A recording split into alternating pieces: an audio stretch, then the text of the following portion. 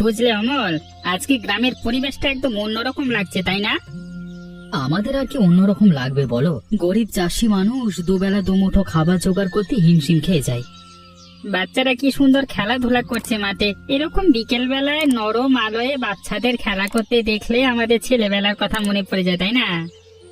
আমাদের আর সেই ফুরসত কোথায়? যদি তেমন অবসর থাকতো তাহলে ভাবতাম, তবে হ্যাঁ, ছোটবেলাটাই ভালো ছিল এখনের থেকে। তুমি বড্ড বেশি জীবনের কথা ভাবো। এত বেশি ভাবো না তো। এত ভাবনা চিন্তা করলে জীবনের রস চলে যায়। অত গভীর বিষয় নিয়ে ভাববার কি সময় আছে? বাড়িতে গেলেই বউ বারবার জিজ্ঞেস করে কত টাকা রোজগার করেছি। চাল ডালের কথা ভাবতে ভাবতে জীবনের অন্য চিন্তা সব চলে গেছে। সব মানুষেরই উচিত জীবনটাকে একটু ভালোভাবে জানা, একটু শান্ত হয়ে ধৈর্য নিয়ে দেখা। যাই হোক, তোমরা চাষবাস করে খাও, তোমরা বুঝবে না। হ্যাঁ, তোমার মতো যদি বিয়ে না করে থাকতে পারতাম তাহলে অনেক সুখেই থাকতাম হয়তো। আজকে আমার একটা মন কথা বলছে।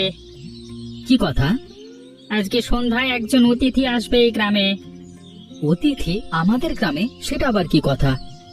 আরে আসবে আসবে, অপেক্ষা করে দেখতে পাবে, তারপরেই তো খেলা জমবে। দেখো, গ্রামের সন্ধ্যেবেলায় অতিথি এসেছে। এই সবাই এসো এসো, দেখে যাও। শহর থেকে পড়াশোনা করে চন্দনা দিদিমণি এসেছে বাড়িতে। তোমরা সবাই ভালো আছো তো? শেষ পর্যন্ত তোমাদের কাছে ফিরে এলাম। বাহ, দিদিমণি, আমাদের মানুষটা একটু আগে বাড়িতে গিয়ে বলছিল যে সে মাঠে শুনে গেছে গ্রামে নতুন কোন অতিথি আসবে, তাই আমি দেখতে এলাম। বাবা, তুমি এসেছো জেনে খুব খুশি হয়েছি গো। ভালো আছো তো পদ্মা কাকিমা? হ্যাঁ, খুব ভালো। এই যে তুমি শহর থেকে এসেও আমাদের ভুলে যাওনি, আমাদের খোঁজ নিচ্ছ, এতেই আমাদের মনটা ভালো হয়ে যাচ্ছে। আমাদের আর কি খোঁজ নেয় বলো? সারা জীবন শুধু কষ্টের সাথে লড়াই করতে করতেই কেটে যাচ্ছে। কাকিমা, এবার আমি এসেছি, তোমাদের আর একদম ভাবতে হবে না, দেখবে সব ঠিক হয়ে যাবে।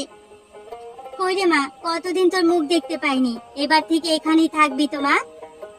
হ্যাঁ গো মা, এখন থেকে আমি এখানেই থাকবো, তোমাদের ছেড়ে আর কোথাও যাবো না। এতদিন তো পড়াশোনা করে এলাম, এবার গ্রামে সবার জন্য কিছু করব। হ্যাঁ, তাই কর। গ্রামে শিক্ষিত মানুষ আর কজন? তোরা আজকালের প্রজন্ম যদি পড়াশোনা করে গ্রামকে না দেখিস তাহলে কে দেখবে?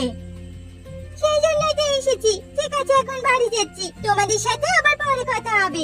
অনেকটা দূর থেকে এসেছি তো, খুব খিদে পেয়েছে। হ্যাঁ গো দিদিমণি, তুমি যাও, পরে আবার কথা হবে, কেমন?